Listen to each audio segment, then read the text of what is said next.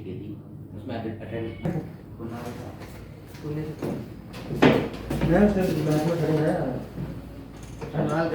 यानी कि अपने ट्यूशन में फर्स्ट नंबर भी आयुष का चल रहा है ना। हाँ उस सीजन में भी छूट गया उसके अर्थ ही सारे। देखिए सरल वाक्य के बारे में इसका डेफिनेशन लिख लेते हैं। कौन सी किसी क्या होता है? सरल वाक्य में एक उद्देश्य और एक विधेय होता है। स्कूल कौन सी है? एक उद्देश्य तथा एक विधेय होता है। जैसे राम ने रमेश को पुस्तक दी, राम उद्देश्य। हाँ, तो इसमें एक उद्देश्य है और एक राम ने और रमेश को पुस्तक दी, क्या ये विधेय हो गया? यस।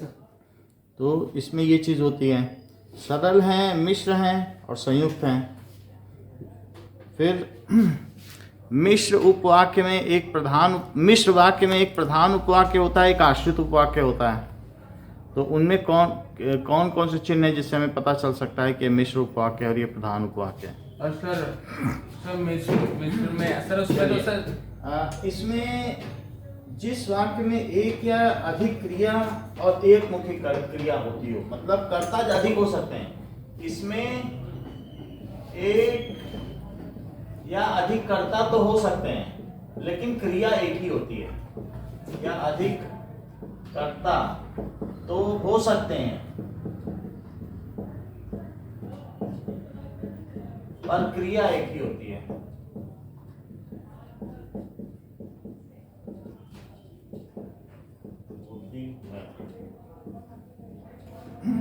जैसे कि सरल में राम और श्याम बाजार गए, तो क्या दो कर्ता हो गए?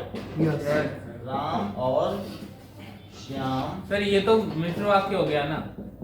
बाजार गए, ठीक है। और लगाने से मिश्र नहीं हो जाता है। ये कह रहा है कि अधिक होने से कुछ नहीं होता। जैसे राम और श्याम हो गए ना, अधिक कर्ता हो गए लेकिन क्रिया एक है कि नहीं?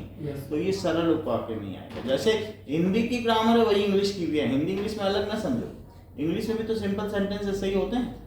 तो कॉम्प्लेक्स सेंटेंस और कंपाउंड सेंटेंस। और जरा देखिए कि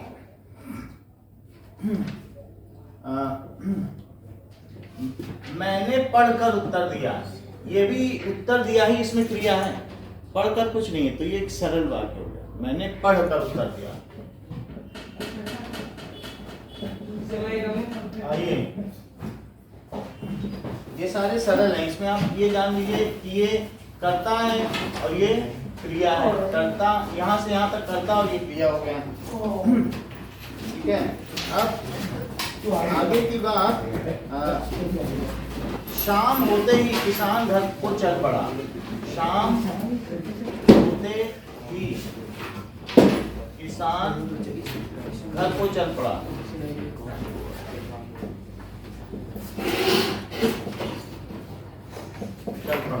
तो यहाँ पर किसान तो ये हो गया, बाकी ये मिलके क्या हो गया? ये उद्देश्य हो गया शाम होते ही। तो किसान यहाँ पर करता है। संयुक्त उपवाक्य,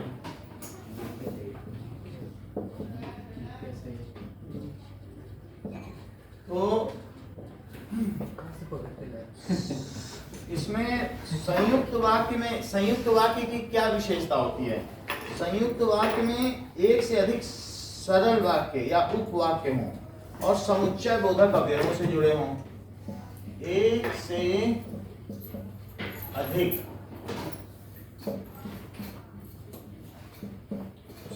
सरल वाक्य भी कह सकते हो या फिर उपवाक्य।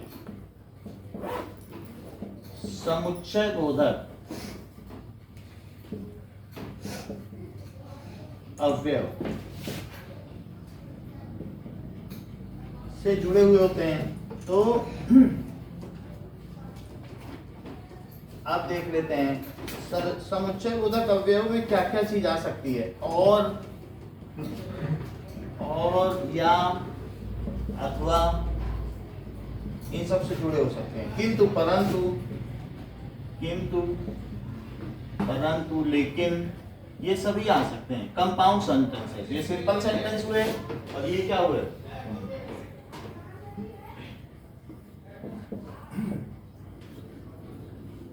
Compound sentence.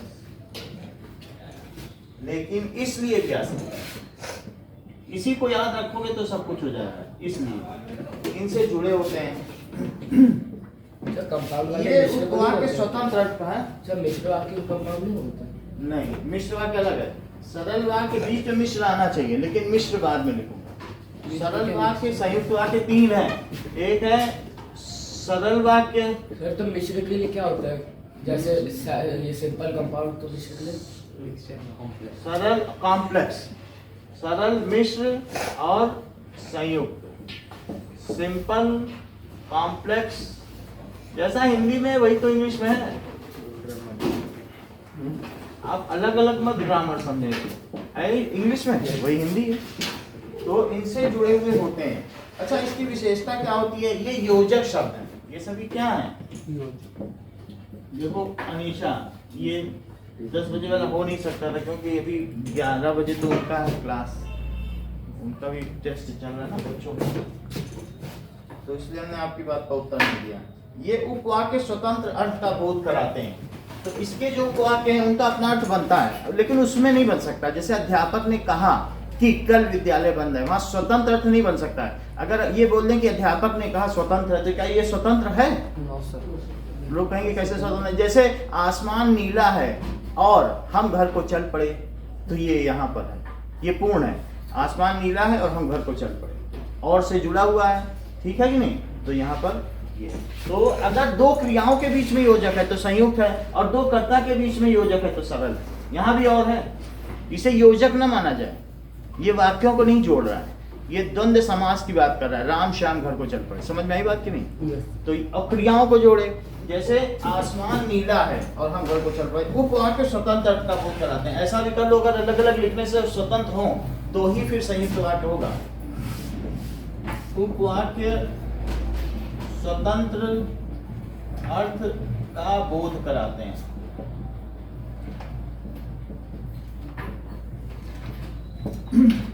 ये उपवाक्य समान या असमान स्तर के होते हैं।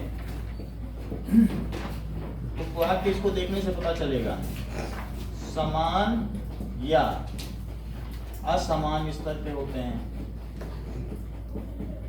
लेकिन स्वतंत्र होते हैं। जैसे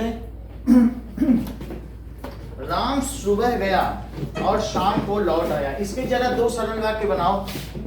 राम सुबह गया, क्या दो कर्ता के बीच में योजक है?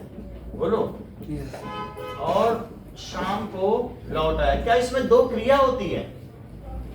लौट आया, दो कर्ता के बीच में योजक नहीं है, दो क्रिया के बीच में योजक है, आया। तो यहाँ पर क्या होता है? यहाँ क्या लिखा है? यहाँ कितनी क्रियाएं हैं? क्या क्रिया एक है? और यहाँ पर दो। यहाँ दो क्रिया हैं। क्यों दो क्रिया हैं? प्रत्येक उपवाक्य की अपनी एक निज क्रिया होती है, खुद की क्रिया होती है कि नहीं? यहाँ दो क्रिया हैं प्रत्येक, तभी तो वो उपवाक्य कहलाएगा, उसका अपना कर्ता होता है। उपवाक्य की अपनी निज क्रिया होती है। तो इनको सरल वाक्य में कैसे तोड़ेंगे पुनः? सर बोलो। सर हाँ सर, आप ये जैसे राम सुबह गया और शाम को लौट आया, ये राम सुबह गया और राम शाम को लौट आया, फिर तो अलग अलग हो जाएंगे। लोप हो गया, अब इसमें राम का लोप हो गया। अगर इससे दो सरल वाक्य बनाए जाएं तो कैसे बनेंगे? इससे जब सरल वाक्य बनेगा तो बनाओ, अगर वही करता है तो उसका लोप कर दिया जाता है। तो बार बार लिखने से फिर वो शब्द की शोभा, जो वाक्य की शोभा बिगड़ती है, उस पद्यांश और गद्यांश की शोभा बिगड़ती है, तो उसमें कर्ता का लोप कर दिया जाता है। जैसे राम सुबह गया और राम शाम को, और तो लाने के लिए है? और नहीं आएगा, वो योजक है। लौट आया। इतनी बात समझ आ गई? इसी तरीके से अंधेरा हो गया था इसलिए किसान घर की तरफ बढ़ गया। ये मिश्र उपवाक्य की संयुक्त उपवाक्य? संयुक्त संयुक्त, क्योंकि इसलिए यहाँ योजक है। तो अंधेरा हो गया था, अब इसके बाद क्या है? इसलिए किसान घर की ओर लौट आया और किसान घर की ओर लौट आया। फिर उन दोनों को जोड़ने के लिए हम देखेंगे किस कंजंक्शन का या योजक का प्रयोग किया है।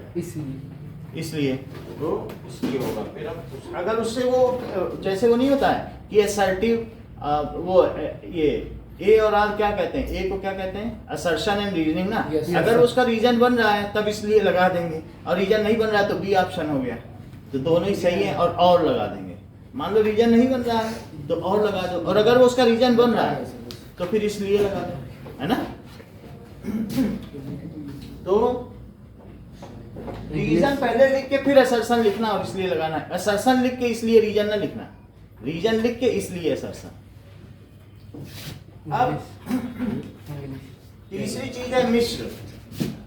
तो मिश्र उपवाक्य।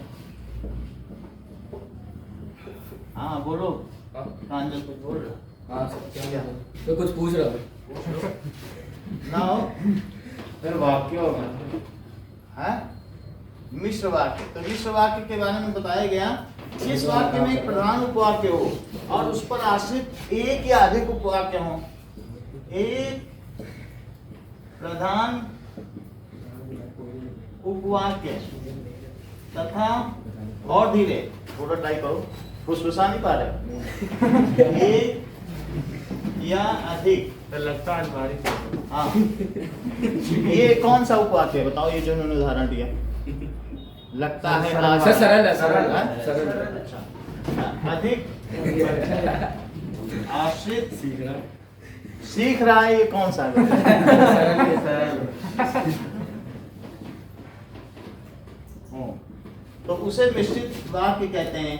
इसमें प्रधान उपवाक्य अपना अर्थ स्वतंत्र रूप से प्रकट करता है, जबकि आश्रित उपवाक्य क्या करता है? अपने अर्थ के लिए प्रधान उपवाक्य पर सर निर्भर। डिपेंडेंट रहता है। हाँ, तो प्रधान उपवाक्य स्वतंत्र है और इसके योजक क्या है? योजक हमेशा युग्म में आ रहे हैं। सर जैसे तैसे। हाँ, युग्म, जोड़े में आ रहे हैं। जैसे जिसकी उसकी, जिसकी लाठी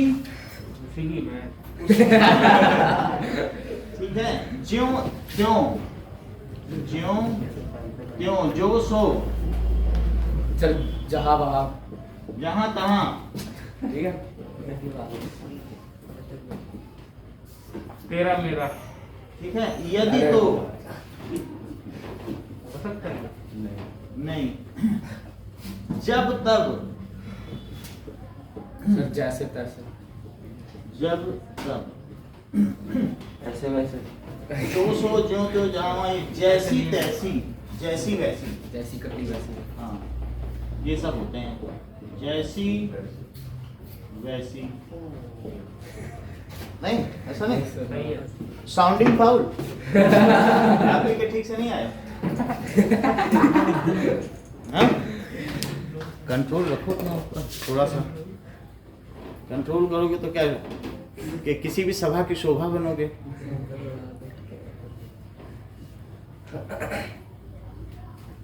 अभी समाज बहुत सभ्य हो गया, आपके समय का नहीं है। विकास विकास पैदा हो चुका है भाई।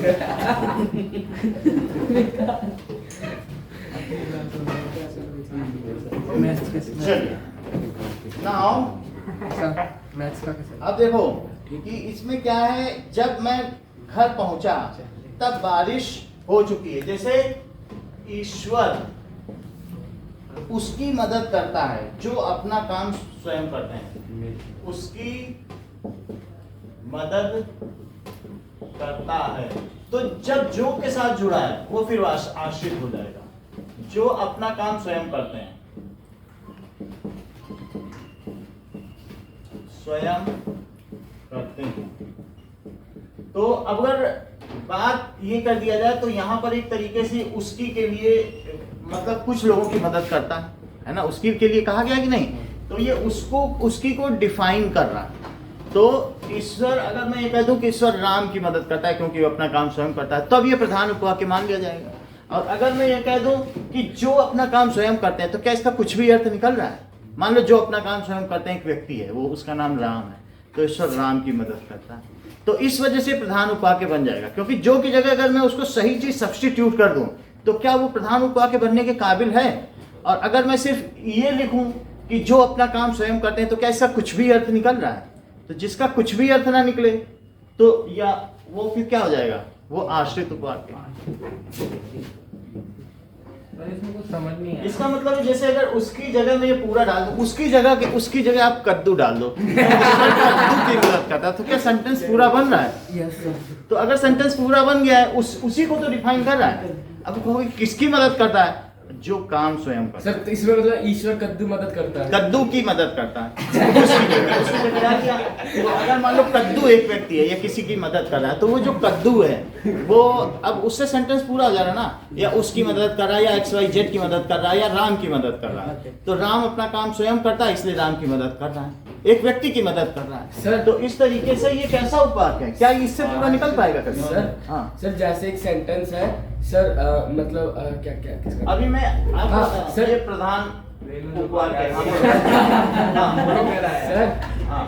सर एक सेंटेंस है उसका सर समझ नहीं आ रहा, जैसे किशंती खेत में काम करती है क्योंकि उसे रोजी रोटी कमानी है, तो ये कौन सा बात? देखो ये इसी में आएगा, क्योंकि और ये सब भी इसी में आएंगे। उसके योजक अलग हैं और इसके योजक अलग हैं। अब जरा देखो, इसलिए लेकिन इसके आगे जुड़े होते हैं, क्योंकि मैं देख लेता हूँ। इसलिए क्योंकि क्या देखो सर पर अगर क्योंकि लग रहा है तो वो डिपेंडेंट ही है ना एक दूसरे पे।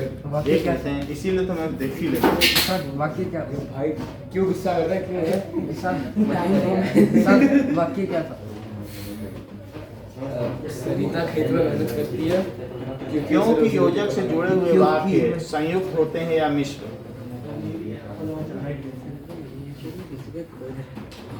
मैं पहले कुछ अभी और आसान है। अच्छा सॉरी गलत रूम आ गया। ऐसा ही होता था ना जब देख भाई तेरी दुश्मन इंदिरा गांधी थी, ठीक है? वो बन गई। रिस्पेक्ट की पूरी फैमिली अभी अब राहुल गांधी को मारेगा। राहुल गांधी को उड़ाई तो मुझे पूछते ही जा। क्योंकि भी मिश्र वाक्य है। सुषमा इसलिए स्कूल नहीं गई क्योंकि वो तो मिश्र। दूसरे कह रहा था। अगर क्योंकि है तो इसमें फिर क्या हो जाएगा? और इसलिए तो क्या हो जाएगा? इसलिए में संयुक्त होगा। इधर देखो, ध्यान दो। हाँ ठीक है। तो प्रधान वाक्य तो सुषमा इसलिए स्कूल नहीं गई। क्या ये इसलिए को डिफाइन कर रहा है? बोलो। हाँ सर। क्योंकि वह बीमार थी। सर किस लिए नहीं गई? हाँ, क्योंकि बीमार थी। संयुक्त तो नहीं होगा। क्योंकि वह बीमार थी अपने आप में आश्रित है। तो ये मिश्र पे चल रहा है ना। देखो हम लोग किस पर कर रहे हैं? मिश्र वाक्य है कि नहीं? सर आशीर्वाद के वही होता है ना, जिससे अगर हटा देंगे तो भी सेंटेंस पे कुछ फर्क नहीं पड़ेगा। फर्क नहीं पड़ेगा। इसकी जगह इसलिए की जगह कद्दू कर दो। ये आश्रित पर कद्दू स्कूल नहीं। ठीक है। आश्रित कद्दू का मतलब पंपकिन। ठीक है। सो इसलिए स्कूल नहीं गई। ये कैसा? ये प्रधान है, ये अपने आप में प्रधान बनने ये गोल्डन पंपकिन। ठीक है, प्रधान है। या तो उसे हटा ही दो। अगर मान लो हटा भी देते हो तो भी प्रधान रह जाता है। जैसे ईश्वर मदद कर रहा है, बोलो उसकी हटा ही दो। उसको डिफाइन कर रहा है, उसको ही हटा दो। सुषमा स्कूल नहीं गई, बोलो अपने आप में पूरा है कि नहीं? Yes sir. अब ये क्योंकि वह बीमार थी तो पूरा नहीं हो पाएगा, लेकिन ये तो हो ही जाएगा। इन योजकों के साथ इसे रखा जाएगा तो ये पूरा नहीं है, जबकि अपने आप में पूरा है। अब देखो, प्रधान उपवाक्य है तो प्रधान उपवाक्य ऐसा हो जाएगा। अब आगे देखिए, आश्रित उपवाक्य कई तरीके के हैं। आश्रित उपवाक्य कौन कौन से हैं? तो जब रेणु बाजार गई तब मैं घर को आया। तुम्हारे ज्यादातर सेंटेंसेस में रेणु ही क्यों होती है? हाँ? शर्मा हो सकती है, वाजपेयी हो सकती है। ठीक है। अब जरा देखो संज्ञा उपवाक्य। संज्ञा उपवाक्य। अब देखो विशेषण उपवाक्य। उपवाक्य और तीसरा क्या है? क्रिया विशेषण उपवाक्य।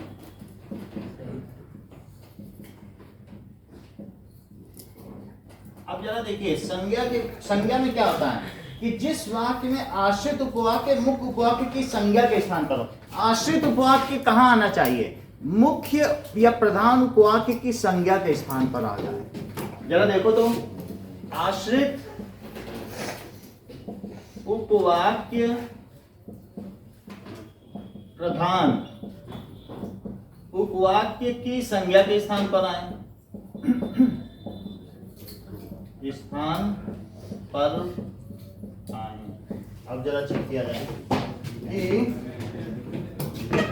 तो वैसे कहते हैं ना, जिससे प्रश्न बन जाए वो आगे नहीं बने वो प्रधान है।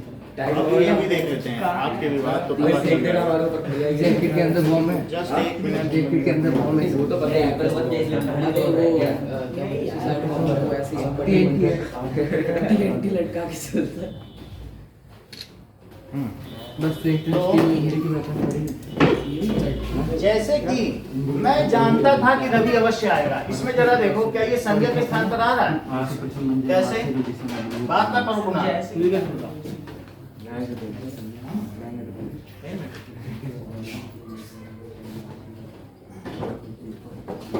ठीक है, मैं जानता था कि रवि अवश्य आएगा।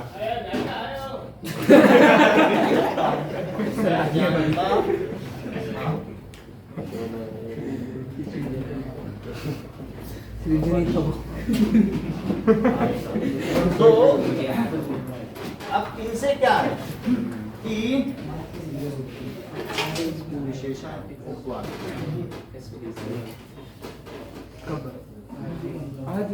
तो अब ये देखो रवि अवश्य आएगा, अगर मान लो ये जो भी चीज है उससे अगर क्या रिप्लेस होता है, उसके प्रश्नवाचक में क्या हो, मैं क्या जानता था, ठीक है। तो और नहीं तो यहाँ पर इसे ले आओ कि मैं कद्दू जानता था तो भी बन जाए। कद्दू लगाने से सेंटेंस पूरा बनता हो तो बना।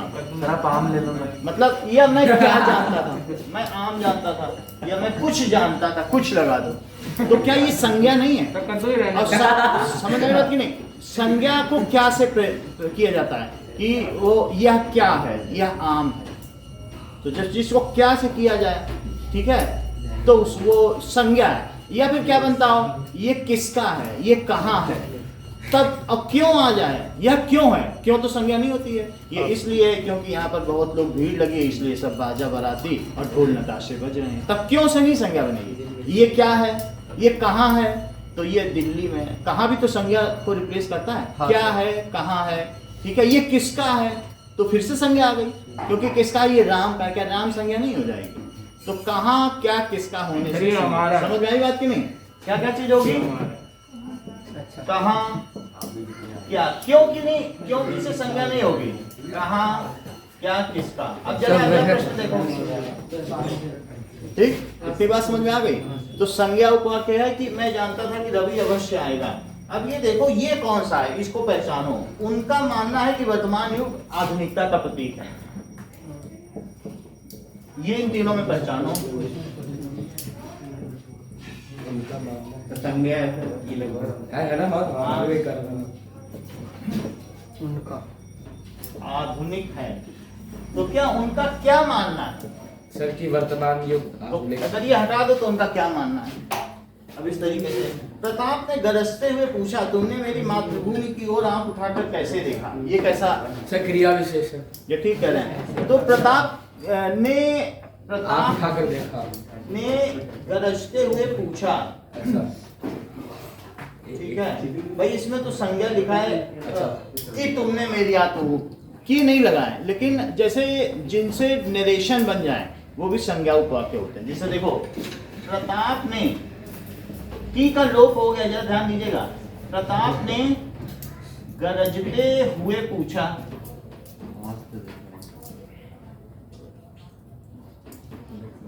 की नहीं लगा, तुमने मुझे कैसे देखा, आंख उठाकर कैसे देखा, आंख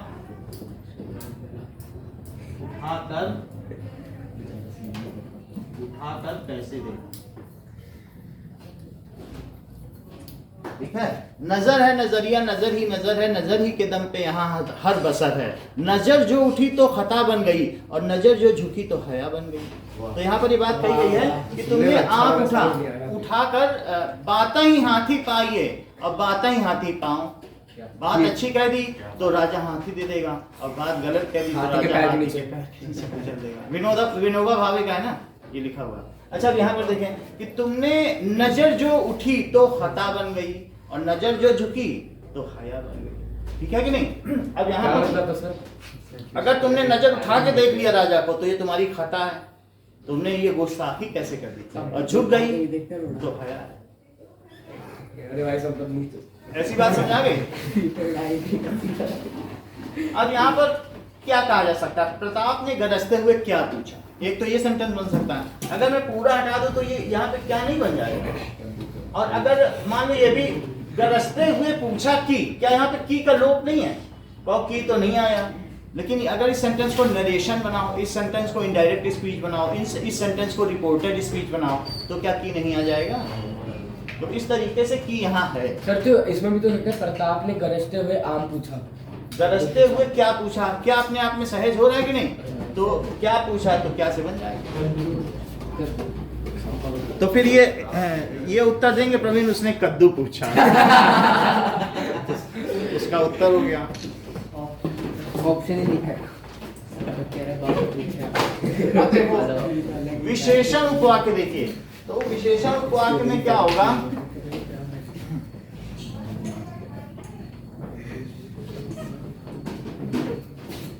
कि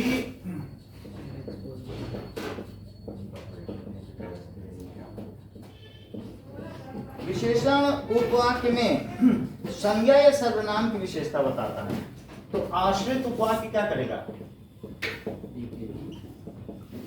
संज्ञा या सर्वनाम समानपदी हैं की विशेषता बताएं।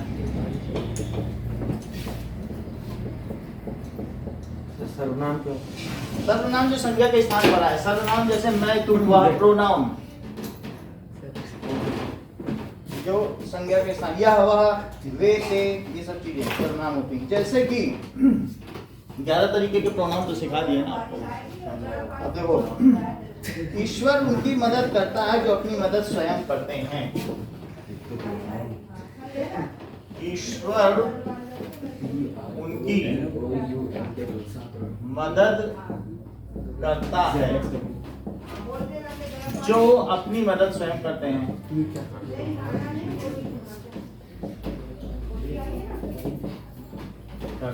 तो ये क्या, ये किसको क्वालिफाई कर रहा है?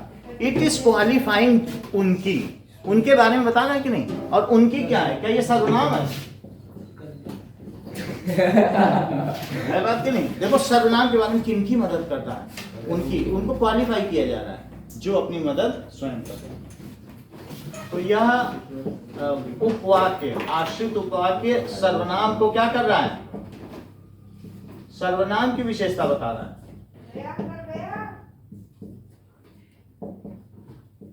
एक दो सेंटेंस और देखो, पता चल जाएगा। विशेषता बताता है।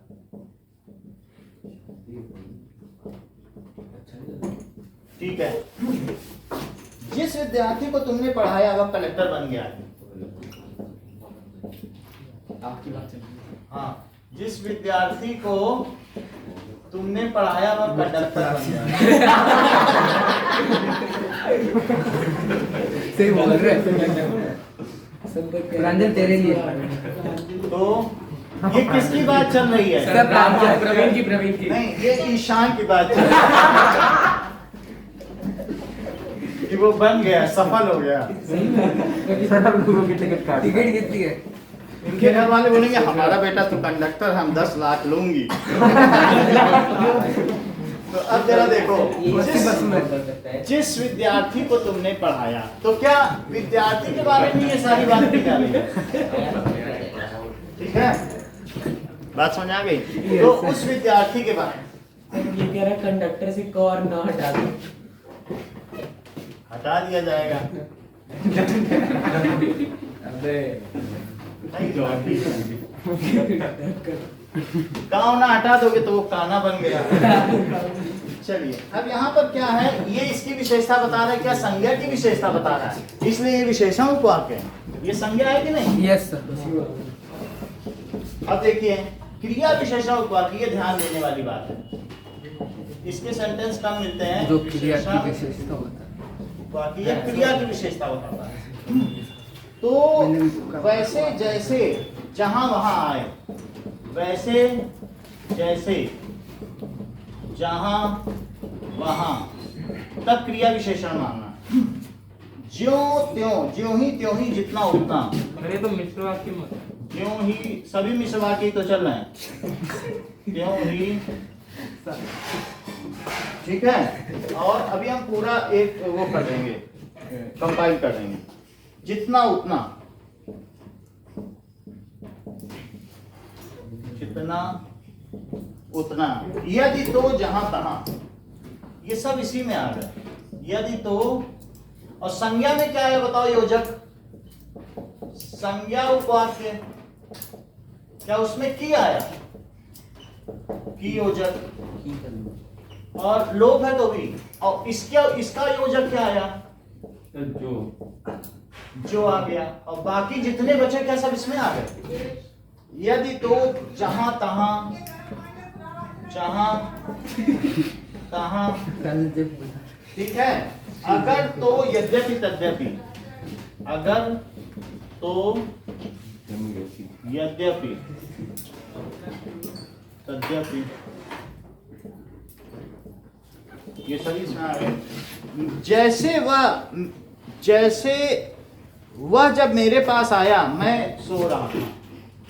वह जब मेरे पास आया, मैं सो रहा था। इसमें कुछ चीजों का लोप है, योजक का लोप है क्या।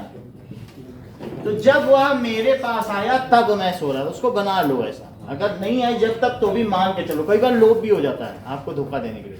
जब वह मेरे पास आया, क्या यहाँ तब का लोप है?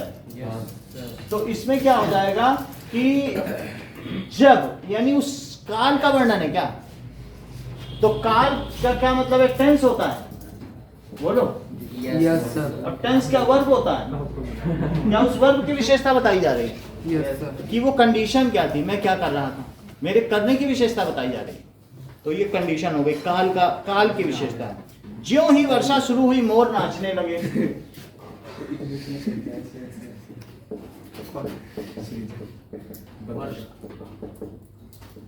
हमें सबको मोर की तरह होना चाहिए, इतना सुंदर होता है फिर भी उसे घमंड नहीं होता। होता है क्या, ये कभी सुना है कि घमंडी मोर? कभी भी नहीं सुना होगा। शुरू हुई मोर नाचने लगे।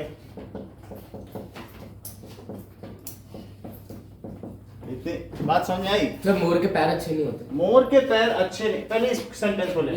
ज्यों ही वर्षा शुरू हुई, वर्षा शुरू हुई मोर नाचने, ज्यों ही वर्षा शुरू हुई। एक तरीके से ये कंडीशन है। What is the condition of verb, जो हो रहा है, जो भी है, समथिंग इज गोइंग ऑन, तो उसके ऊपर है ना। तो मोर नाचने लगे, तो ज्यों ही से आप कर लें। बात करिए, ये किसी की विशेषता नहीं है, ये उस काल की विशेषता है। क्या ये काल की विशेषता नहीं है? मोर कब नाचने लगे, तो बारिश शुरू हुई, ठीक है। वह कब मेरे पास आया। सर उसमें क्यों नहीं आएगा था बीच में? त्यों ही भी हो सकता है, लोप हो गया। ऐसा कई बार लोप हो जाता है, क्योंकि सेंटेंस की शोभा भी घटती है, फ्लुएंसी चली जाती है। तो प्रेमचंद ने इसका किया था आगाज, तब से तभी से चला। पहले की जो खड़ी बोली थी ना, उन सब में लगाते थे, लेकिन बाद में ये जो छायावादी युग के जितने भी कवि आए, उन्होंने इस बाद वाले का लोप कर दिया। सर ये संयुक्त बन रहा है। महादेवी वर्मा, प्रेमचंद, इन सब ने आगे चलने पर इसका लोप किया। सर ये संयुक्त बन रहा है क्या? है संयुक्त बन रहा है। ज्यों ही आया वर्षा शुरू। अभी हम आपको फिर से, आपने तीनों एक साथ मिक्स कर दिया, अब मिक्स मत करो, मैं दिखा रहा हूँ। तो अभी हम लोग मिश्र वाक्य पे चल रहे हैं। आप कह रहे हो संयुक्त है, संयुक्त में और का, इसलिए का या नियोजक का प्रयोग होता है, वहाँ दोनों प्रधान होते हैं। तो उसमें ये त्यों ही मोर नाचने लगे, ये आश्रित उपवाक्य है, ठीक है। और वर्षा शुरू हुई, तो ये मुख्य प्रधान उपवाक्य। बात समझ में आ गई? तो ये किसको डिफाइन कर रहा है, ज्यों को, या कब आ जाए? जब कब आ जाए तो क्या मानना चाहिए, क्या ये विशेषण उपवाक्य है? Yes sir. ठीक है। सर आपका ठंड में इतनी शुरू से इतना कोहरा क्यों रहता है? मतलब पहले तो नहीं रहता था। पहले जो ये वाटर के पार्टिकल होते हैं ना, उसके ऊपर ये डस्ट चिपक जाती है, तो ये एक तरीके से कोलाइडल पार्टिकल बना देते हैं। और कोलाइडल पार्टिकल बनने के बाद जब इस पर सन की लाइट पड़ती है तो स्कैटर करती है, और उसकी वजह से ये कोहरा होता है। ठीक है, यही ठंड में आप जंगलों में चले जाओ, जो प्रिस्टाइन फॉरेस्ट है, नियर फॉरेस्ट, बिल्कुल शुद्ध, जहाँ की हवा शुद्ध है, जहाँ सर कहाँ होते हैं? कहीं पर भी, जैसे आप ये साउथ अमेरिका के अमेजन के जंगलों में चले जाओ, तो वहां पर रेन फॉरेस्ट है ना? रेन फॉरेस्ट हो कुछ भी, लेकिन अगर डस्ट पार्टिकल नहीं होंगे तो उससे वाटर की जो ड्रॉपलेट्स हैं या एक्सेसिव ह्यूमिडिटी कभी भी कोलाइडल पार्टिकल नहीं बना पाएंगे। ठीक है, तो जैसे जैसे आगे बढ़ते जाओगे मंजिल निकट आती जाएगी। यहाँ पर क्या है, क्या कब आ रहा है बोलो, कहीं आ रहा है बोलो, संपत जैसे जैसे इसको कब में सेंटेंस बनाओ, आगे बढ़ते जाओगे मंजिल निकट आती जाएगी, बोलो कब? मंजिल आश्रित उपवाक्य से बना लो, मंजिल कब निकट आएगी, मोर कब नाचने लगे, मैं कब, ठीक है, वह कब मेरे पास आया, ऐसे समझ लीजिए। ठीक है, तो मंजिल निकट आएगी इस तरीके से। तो ये सारे सेंटेंस जितने भी हैं, अब यहाँ पर फिर से देखिए, वहां के 3 तरीके कहे प्रवीण, मिला मत देना, सरल। सर प्रवीण से 3-4 क्वेश्चन पूछ लो। हाँ सर, डाउट इसको इसी के हाल पे छोड़ते हैं। संयुक्त मिश्र के 3 है, और मिश्र के 3 नहीं है, मिश्र में जो आश्रित उपवाक्य है उसके 3 है, क्योंकि मिश्र में, संयुक्त में तो हमने बता दिया या और इसलिए होता है। आपके पास कॉपी नहीं, इसीलिए तो सवाल पूछो, सारे लोग कॉपी लिए पढ़े, सारे लोग कॉपी निकाल। तो संज्ञा उपवाक्य, और इसके अलावा क्या है, संज्ञा है, विशेषण,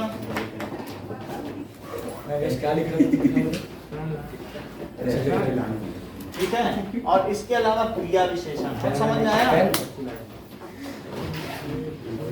अच्छा, अब इसमें देखो मिश्र उपवाक्य में योजक क्या क्या है, इसका योजक क्या है कि, इसका योजक क्या है, जरा चेक तो करो, जो, और इसके योजक बाकी बचे हुए हैं, जैसे इसका योजक क्या है, या और अथवा, किंतु, इसलिए ठीक है, अथवा किंतु,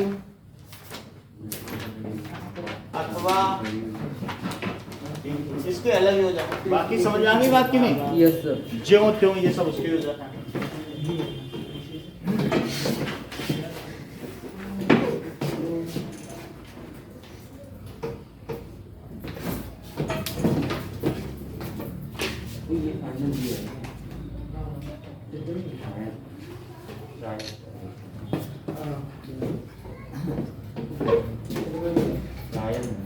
तो वो फ्लो चार्ट आपको याद होना चाहिए, इस फ्लो चार्ट से सब बात बन जाएगी।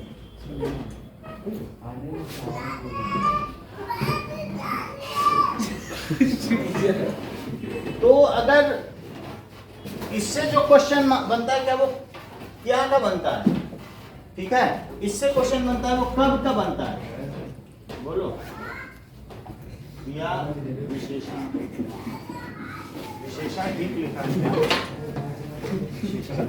कब का बनेगा, और इससे क्या, कहाँ, ऐसे बनेगा, कब का भी बन सकता है, और बाकी विशेषण में भी क्या होता है, किनकी मदद करता है, किस विद्यार्थी को किसकी जरूरत। अब आकाश में उड़ते हुए बाज ने चिड़िया पकड़ी, आकाश में उड़ते हुए बात चिड़िया थोड़ी नीचे जो जानवर उनको पता चूहे है, टाइप उड़ते हैं, बतख, जैसे ईगल होता है ना एयरफोर्स का, उसे बाज कहते हैं। तो क्या करता है, वो आकाश में उड़ेगा, चिड़िया भी उड़ रही है, तो उनका जो फूड वेब है वो आकाश में चलता है। जैसे चिड़िया ने इंसेक्ट को खा लिया हवा में, और चिड़िया को खा लिया बाज ने। तो सर वो ऐसा भी तो करते हैं, वो ऊपर उड़ते हैं तो वो मतलब अपने प्रे की करंट लोकेशन नहीं देखते, वो कहते हैं कि इतने टाइम बाद वो वहां पे होंगे तो उधर टारगेट करना है मुझे। हाँ हाँ मालूम। कहीं पर भी उड़ती हुई चिड़िया को पकड़ लेंगे, जैसे हवा में उड़ रहा ना पक्षी, तो बाज आके वो एयर टू एयर मिसाइल एकदम गायब कर देगी। जैसे आपको ये बात मालूम है, देखा है कि सांप एक ऐसा सांप है जिसकी कलगी होती है। ऐसा कलगी क्या है? कलगी जैसे मोर की 3 कलगी नहीं होती मस्तक पे, यस सर। कॉबरा। तो और वो कलगी ऐसी लगती है जैसे छोटे सा इंसेक्ट, और जैसे ही बाज उस पर अटैक करना है उसने मुंह खोल के बाज को खा लिया।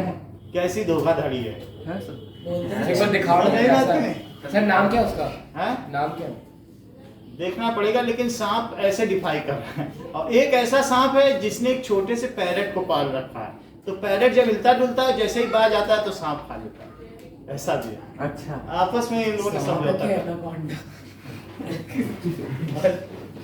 वो तो तेरे को ज्यादा पता होगा। एकदम मुंह पे फेंक के आ रही है। अब देखो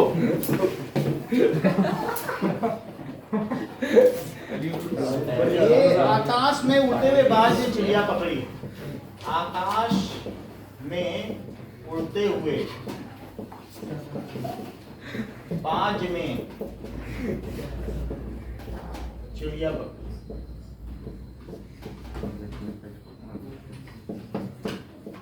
तो इसको वाक्य भेद बताना है कौन सा सरल वाक्य होता है। जो लोग ईमानदार होते हैं उनका सर्वत्र आदर होता है। सर मिश्र वाक्य। उसे दफ्तर की नौकरी से नफरत थी। सर सरल। सरल। ठीक से काम करो अथवा नौकरी छोड़ो। संयुक्त संयुक्त संयुक्त सर संयुक्त। हाँ, अथवा है तो संयुक्त हो गया। ठीक है। अब आप बताइए अनीसा, भाई साहब ने कहा मैं शादी नहीं करूंगा। सर सरल। सरल होगा। सर मिश्र की मैं शादी नहीं करूंगा। मिश्र है ये। मिश्रा की का लोप है। यस तो फिर ये संज्ञा ये उसे गाड़ी नहीं मिली। अस्मित, उसे गाड़ी नहीं मिली क्योंकि वह समय पर नहीं गया था। सर मिश्र। अरे सर अभी तो बोला क्योंकि वाला मिश्र होता है। क्योंकि वाला बताया नहीं कि सुषमा स्कूल नहीं गई क्योंकि वह बीमार थी, बताया कि नहीं? हाँ सर। तो वो मिश्र हो गया। अब मिश्र में ये कौन सा है? उसे गाड़ी नहीं मिली क्योंकि वह समय पर नहीं गया। सर संज्ञा वाक्य। संज्ञा तो नहीं हो सकती। क्रिया विशेषण। क्रिया विशेषण है। क्रिया विशेषण। हाँ, क्यों सर, नहीं? क्रिया। क्रिया विशेषण नहीं होना चाहिए। मैं चेक कर लेता हूँ। क्रिया विशेषण क्योंकि एक कंडीशन है ना। यह वही आदमी है जिसने मेरी मदद की थी। रजत, यह वही आदमी है जिसने मेरी मदद की थी। बताना क्या आवश्यक पहले तो ये बताओ कि ये कौन सा वाक्य है, और फिर अगर है तो कुछ और भी आगे बताओ। सर मिश्र। हाँ सर। और ये मिश्र में कौन सा है? सर विशेषण। सही है। सम्राट अशोक ने यश अपने शासनकाल में अनेक बौद्ध विहार बनवाए। तो सम्राट अशोक ने अपने शासनकाल में, सर सरल। नहीं ये नहीं बताना है। अशोक ने अपने शासनकाल में बहुत सारे बौद्ध विहार बनाए। तो सम्राट अशोक क्या है? क्रियापद, पदबंध, उद्देश्य की विधेय है। सर बौद्ध विहार क्या बुद्ध है उसका टेम्पल? हाँ, क्रिया विशेषण है ये सम्राट अशोक। ये क्रियापद है कि पदबंध है? ये क्या होता है? क्रियापद क्या होता है? पदबंध अभी बता रहा हूँ। पदबंध और विधेय। सर पदबंध पदबंध तो सही है। पदबंध का मतलब दो या दो से अधिक पद के मिलने से जो चीज बने उसे पदबंध कहते हैं। तो क्रियापद तो है नहीं। उद्देश्य है कि विधेय है? उद्देश्य होना चाहिए। इसको चेक कर लेते हैं। उद्देश्य भी है ना ये, तो मतलब उद्देश्य है, इसलिए उद्देश्य भी हो सकता है। सर अशोक सम्राट उद्देश्य। उद्देश्य इसमें हमने नहीं लिखा ना। उद्देश्य इसका सही। पदबंध भी है, जब दो या दो से अधिक ग्रुप मिले तो उसे क्या कहेंगे? पदबंध। ऐसा नहीं कहना। now वाच्य के बारे में एक बार बात करेंगे।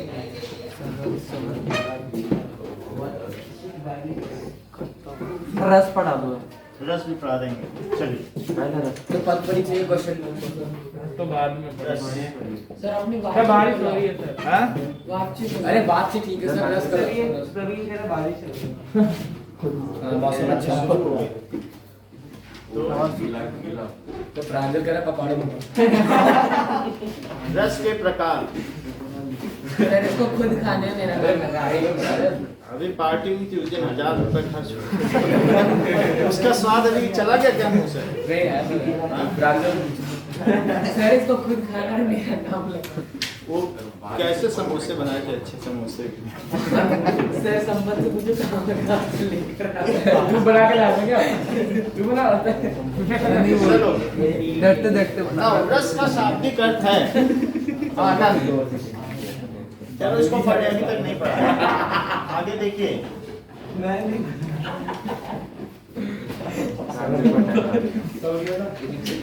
पुरानी आदत है, ऑक्सीजन कम होने के पहले। ठीक है, रस का शाब्दिक अर्थ है आनंद। काव्य को पढ़ने या सुनने में जिस आनंद की अनुभूति होती है उसे रस कहा जाता है। तो काव्य को पढ़ने या सुनने में जिस आनंद की अनुभूति होती है उसे रस कहा जाता है। काव्य का मतलब क्या है? वो अलंकृत होता है ना। काव्य को पढ़ने में जिस आनंद की अनुभूति होती है,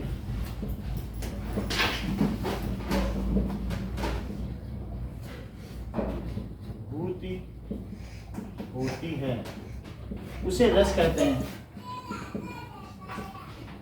उसे रस कहते हैं। ये बात किसने कही थी? मोर काज तासु हित होई और रिपुसन कहे बत कही सोई। कहना नहीं, बताना नहीं, इन लोगों को बताने दो, आप भी मत बताओ। रामायण में ये बात किसने कही? ये जैसा बता रहे हैं कि तुलसीदास की रामायण में कही गई, बहुत अच्छी बात कही कवि ने। लक्ष्मण फिर से सुन लो, सुन के बोलो, ऐसे नहीं, और भी बोलो, 4-5 गेस दिए जाएंगे। मोर काज तासु हित होई रिपुसन कहे बत कही सोई।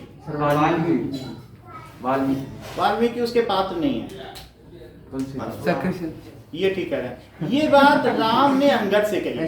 जैसे ही बहुत अच्छा इन्होंने बताया कि मेरा काम भी बन जाए, ठीक है ना, बहुत बड़ी बात है। आजकल कितने कम लोग पढ़ते हैं, इन्होंने बताया कि समझ लीजिए, मेरा कार्य भी हो जाए और तासु हित हुई। राम कह रहे हैं रावण का हित हो जाए। मोर काज तासु, इससे राम का बड़प्पन पता चलता है कि मोर काज, अब मेरी सीता मुझे मिल जाए, और तासु हित हुई, उसका बुरा भी ना हो। रिपुसन करेउ, दुश्मन के साथ ऐसी ही बदकही करना। रिपुसन करेउ बदकही से, तो रस हुआ कि नहीं? अब इस सेंटेंस को सीधा बता दिया जाए कि तुम अच्छी बात करना, तो अच्छा लगेगा। रस का मतलब है उसमें कुछ ऐसी चीज काम बना दिया जाए, ऐसे छंद हो, ऐसे काव्य हो, ऐसा अलंकरण हो, चाहे वर्ण के आधार पर हो या किसी चीज। हाट बाट कोट ओट अट्टनी अगार पौरी दौरी दौरी खौरी खौरी दीनी अति आगे है। जागु जागु जीव जड़ जो है जग जामिनी, देह गेह ने जानू जैसे गंदामिनी। तो आप देखो किसी तरीके से अनुप्रास अलंकार, अंत्यानुप्रास अलंकार, लाटानुप्रास अलंकार, छेकानुप्रास अलंकार, कितने अनुप्रास का इसमें समावेश कर दिया गया है, बात की नहीं? तो आप देखें, अनुप्रास ही 10 तरीके की है। भाई आप लोग तो 10वें के स्टूडेंट हैं, आपको क्या बताना, नेट सबके पास है। तो इस तरीके से फिर भी जिसको पता हो रस के बारे में, वो फिर भी सुने। हम तो यही कहते हैं, मान लो आपको सब पता है तो हम तो सारे रस जानते हैं, हम क्यों सुने? ऐसी बात नहीं है। हिंदी में पीएचडी करने पर भी हिंदी छूटी रह जाती है। 3 बेर खाती थी, वो बोल रहे हैं ऊंचे घोर मंदिर के अंदर रहने वाली, जयशंकर प्रसाद की रचना है। ऊंचे घोर मंदिर के अंदर रहने वाली, ऊंचे घोर मंदिर के अंदर रहती हैं। जो मंदिरों में रहा करती थी, महलों में, वो आज मंदिरों में रह रही हैं, जंगलों में डूब रहा रही हैं, औरंगजेब के डर के चलते। शिवाजी की रानियां 3 बेर खाती थी, सो 3 बेर खाती। जो 3 बार खाना खाती थी, वो 3 बेर खा के गुजारा कर रही हैं। जो बिजन डुलाती थी, पंखा डुलाती थी, सो बिजन डुलाती हैं, बिना जन के ही डुलाए फिर रही हैं। चारों तरफ दास दासियां थे, आज ऐसे ही कर रहे हैं। नगन जड़ाती थी, उंगलियों में नग जड़ाया करती थी, सो नगन जड़ाती हैं, उनके पास पहनने को वस्त्र नहीं है। तो इस तरीके से आप देखिए जयशंकर प्रसाद की किस तरीके की रस की रचना है। सर ये बात किसकी हो रही थी? ये शिवाजी की रानियों की बात हो रही, किस तरीके से वो भीत होकर जंगलों में डोलायमान होती फिर रही। 3 टाइम खाना, 3 बियर क्या? 3 बेर खाती थी, जो दिन में 3 बार खाना खाती थी, सो 3 बेर खाती हैं। तो पहले तो मोटे मोटे बियर रहते, मच्छर भी मोटे मोटे दिखाए। अब ठीक है, इतनी बात समझ में आ गई बात की नहीं? नाउ अब रस को काव्य की आत्मा माना जाता है। अगर काव्य है तो काव्य का अलंकरण, रस जो भी है उसका अलंकरण है, वही उसकी शोभा है। तो रस संचार के बिना कोई भी प्रयोग सफल नहीं हो सकता। श्रव्य काव्य में रस, छंद और अलंकार अलग अलग होते हैं। तो अब हम जरा इन चीजों को देखें कि रस क्या लिखा गया है कि भावों के संयोग से रस की उत्पत्ति होती है। तो अब हम इसके कुछ भेद देख लें कि 4 चीजें होती हैं, यानी कहा गया है हिंदी व्याकरण में रस के 4 अंग होते हैं। रस के 4 अंग भी हैं। Yes sir. वो कौन कौन से अंग हैं? आश्रित, हाँ हाँ, वो सही बता रहे हैं। विभाव, अनुभव, बाकी और बताइए लोग, 2 लोगों ने बताएं। संचारी भाव बोलो, तभी तो रस बताएंगे, बाकी मत बताना अभी। ठीक है, चलिए। तो रस के जो है ना, कोई भी जब हम रस की बात करेंगे, चाहे हम वात्सल्य रस की बात करें, श्रृंगार रस की बात करें, भक्ति रस की बात करें, तो आपसे पूछा जाएगा इसका विभाव क्या है, इसका अनुभाव क्या है, इसका व्ययी भाव क्या है, इसका संचारी भाव क्या है, ये 4 स्थायी भाव क्या है। तो ये सब चीजें हमें बतानी है। तो रस के आधार पर सभी को पता है, ये थोड़ी है कि आप ही को पता है। तो रस के 4 अंग होते हैं। रस के 4 अंग होते हैं। कौन कौन से अंग होते हैं? पहला है विभाव।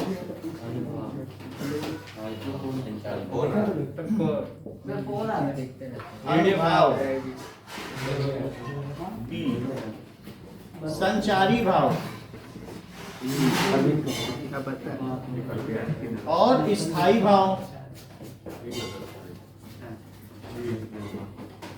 सब चीज उससे मत पूछो, फिर हमारा क्या काम रह जाएगा, सब प्रवीण से ही सीख के दे रहे। अब देखो, इतनी बात समझ में आ गई कि 4 चीजें हैं।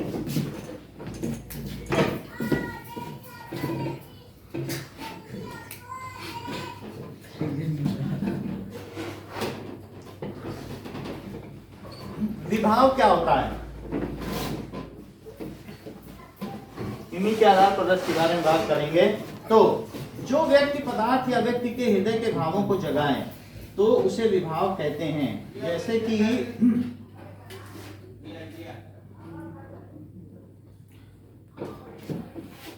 फीलिंग्स को 1 मिनट, श्रृंगार,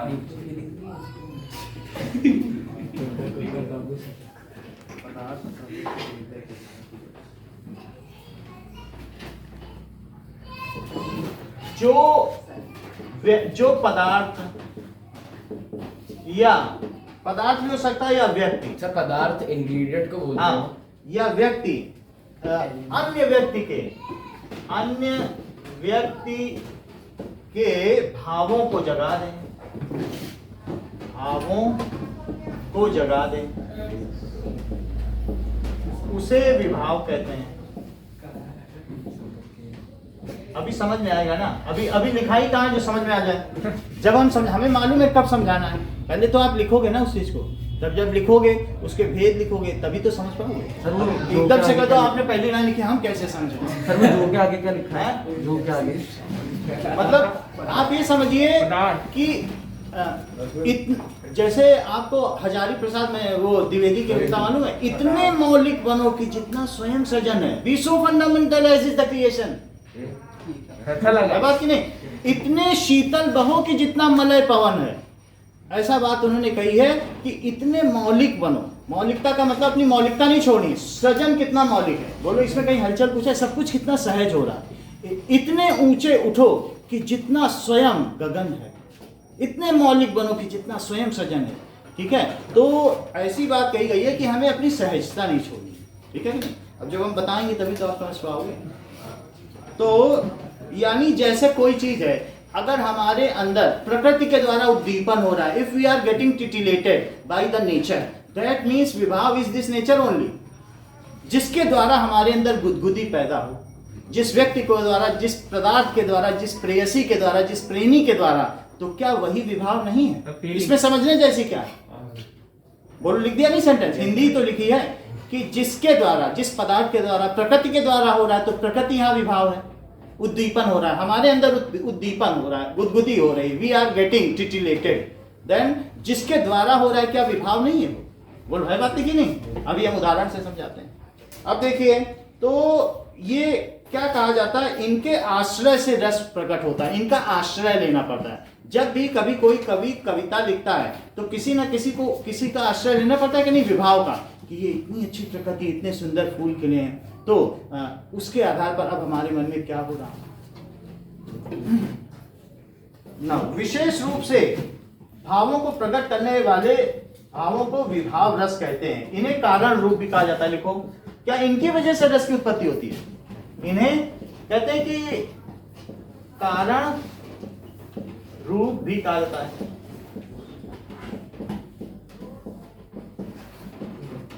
तो अब जैसे घिर आई बदरिया सावन की, अब बादल आ गए, तो अब प्रेयसी के मन में ये बात आ रही है कि अब वहां पर जो पछुआ पवने चली जा रही, पश्चिमी पवने चली जा रही, तो हमारा प्रेमी कहाँ?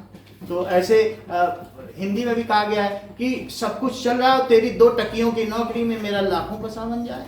तुमने 2 टका कमा रहे और मेरा लाखों का सावन जाना। तो यहाँ पर क्या, यहाँ पर आश्रय क्या लिया गया है? आलंबन लिया गया कि सावन आ गया। तो विभाव किसमें है? क्या सावन नहीं है? श्रावण मास को विभाव नहीं लिया गया? तो उसी तरीके से इसको क्या कहा जा सकता है? क्या इसे कारण रूप भी कहा जाता है, इसके द्वारा चल रहा है। अभी हम इसको समझा देंगे रस में। तो पहली बात क्या समझी आपने कि रस में 4 अंग होते हैं। पहला क्या हुआ? विभाव। अब देखिए, जिसका आलंबन या सहारा पाकर स्थायी भाव जगते हैं, तो विभाव 2 तरीके के होते हैं। कौन कौन से? आलंबन, और ये जानते हैं, इन सबको तो मालूम है सब, उद्दीपन। तो आलंबन यानी जिनका सहारा पाके। अब 2 सहारे हैं। क्या नायक नायिका भी सहारे हो सकते हैं? Yes sir. नायक नायिका। और दूसरा क्या हो सकता है कि उद्दीपन, जिन वस्तुओं को देखकर उन्हें परिस्थितियां, वस्तुएं या परिस्थितियों की वजह से भी रस बन सकता है। तो फिर उन्हें क्या कहेंगे? परिस्थितियां। देखो क्या कहा गया है, क्यों बसिए क्यों निबहिए, नीति नेहपुर जाई, और लगा लगी लोहिन करे नाहक मन बन जाई। तो कहते हैं कि नेहपुर में या प्रेमपुर में या ब्रज की नगरी में क्यों जाके निवास करना? वहां लड़ाई कोई और करता है और पकड़ कोई और ले जाता है, बांध कोई और ले जाता है। ये तो अंधेर नगरी है। क्यों बसिए क्यों निबहिए, नीति नेहपुर जाई, प्रेम की नगरी में क्यों बसना और क्यों निबहना, क्यों निर्वाह करना। लगा लगी लोहिन करें, वहां आंखें तो आपस में लड़ती हैं और नाहक ही मन बंध जाई, और मन बांध लिए जाते हैं। भाई लड़ाइयां आंखें कर रही तो मन क्यों बंध रहे हैं, है ना? लड़ाई आंखें करी तो आंखों को बांधो। लेकिन आप जान रहे हैं नायक और नायिका के क्या मन आपस में बंध गए प्रेम से? आंखें लड़ती हैं और मन बांध लिए जाए। तो कहने लड़ाई कोई और कर रहा है, बांधा कोई और जा रहा है। तो क्यों? ठीक है। औंधाई सीसी सुलह विरह बरनी बल्ला, तो बिचही सूखी गुलाब गो छिटो छुई नगार। पूरी हमने ये देखा कि नायिका कृष्ण के विरह में तड़प रही है, ऐसा सोचते हुए मैंने पूरी गुलाब जल की सीसी उड़ेल दी। तो और ये रसिक बिहारी की छंद है। और बिचही सूखी गुलाब गो, और वो जो गुलाब जल था वो बीच ही में सूख गया और उसकी एक छींट भी नायिका को नहीं लगी। उसका शरीर इतने ताप से जल रहा। शिशिर न फिर गिरिवन में, कितना कंपन तुझे चाहिए ले मेरे स्तन में। वो श्री कृष्ण के विरह में डुलायमान होती फिर रही। उसने कहा, हे सर्दी की ऋतु शिशिर, इस तू गिरिवन में मत फिर, तुझे कितना कंपन चाहिए ले मेरे स्तन में। मैं तो खुद ही कृष्ण के वियोग में डोली फिर रही। तो आप इन सब में रस देख रहे हैं, लेकिन कौन सा रस है वो हमें बताना। समझ में आई बात की नहीं? जैसा कि अभी प्रांजल ने बोला कि एक उद्दीपन विभाव होता है। तो स्थायी, जिन वस्तुओं को देखकर स्थायी भाव उद्दीप्त होने लगता है। मतलब अब हम ये देखेंगे कि स्थायी भाव भी है, लेकिन विभाव का मतलब तो समझ में आ गया। नायक नायिका क्या है बताइए? उनका आलंबन लेकर ही तो किसी रचना को किया जाएगा, और फिर उसके अलावा एक परिस्थिति ली जाएगी। जैसे कृष्ण का वियोग, क्या ये उद्दीपन विभाव है? और नायिका यहाँ पे क्या है? आलंबन। नायिका को देख, कृष्ण से भी समझ आई बात कि नहीं? तो उसने क्या कहा कि शिशिर न फिर गिरिवन में, और कितना कंपन तुझे चाहिए ले मेरे स्तन में।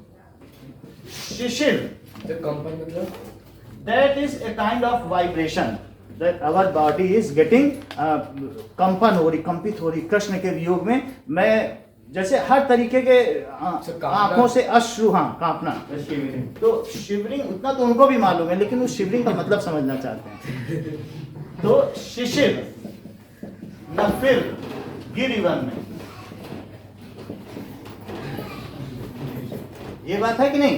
तो वो एक ये भी आपने सुना होगा, मुरली बाज रही मधुबन में और मैं तो सोई थी राज भवन में और मुरली बाज रही मधुबन में। तो अब वो क्या कर रही है कि मुरली बाज रही मधुबन में, और फिर उसने क्या किया, बिछुआ तो कानन में डारियो और पायल गर्दन में और मुरली बाज रही मधुबन में। तो मैंने अब कृष्ण से मिलने के लिए उसने क्या किया, उसे मालूम ही नहीं चल रहा क्या है, और ललना तो कलनन में डालियो और दुधवा चूल्हन में, मतलब जैसे जो चीज जहां पर पढ़ी थी तो वैसे ही वो भाग पड़ी। और फिर उसने क्या किया कि लहंगा तो मैंने सर पे ओढ़ो और चुनरी कर धन में और मुरली बाज रही मधुबन में, मैं तो दौड़ पड़ी सखी कानन में। तो यहाँ पर आप देखो उसके मन का कैसा भाव है कि मुरली बज रही, मुझे जाना है वहां पर,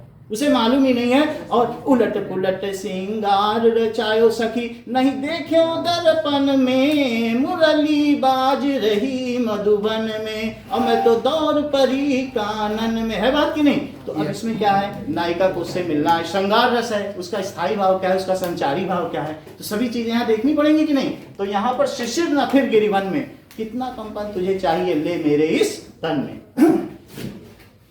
कितना कंपन मतलब कंपन का मतलब है उसका शरीर कांप रहा है कि भगवान से मिल ना दे, कहीं बिछुड़ ना जाए, कहीं ऐसा ना हो कि मुरली बंद ना हो जाए। जैसे कई बार क्या होता है, हमारे शरीर में बहुत सारे परिवर्तन होते हैं, तो वो परिवर्तन भी किसी न किसी भाव को करते हैं। जैसे विवाह आया तो विवाह के बाद क्या उसका अनुभव आएगा, भाई तुम्हारी बॉडी में क्या क्या चेंज हो रहे हैं। क्या माँ ने अपने पुत्र को देखा वात्सल्य में, क्या तो क्या अश्रुधारा बह रही है, तो क्या वो अनुभव है?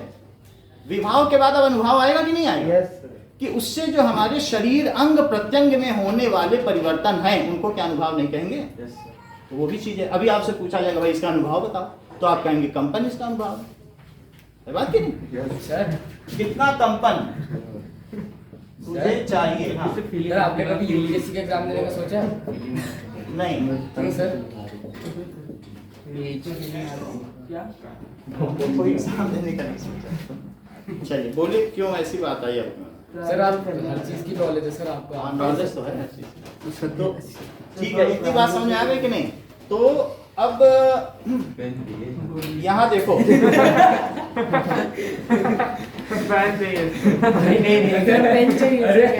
के लिए फिर हमने ये किया। अरे चलो सर वाइस बनाएगा। अब यहाँ पर हमने देख लिया, विभाव देख लिया, अब अनुभाव देखेंगे। तो इसमें आप ये बताओ कि आलंबन क्या है?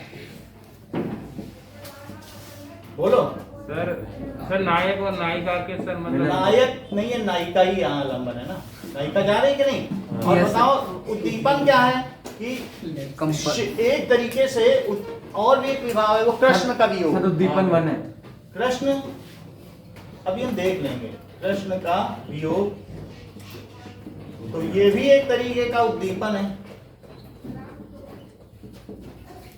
अब देखें आगे की बात करें।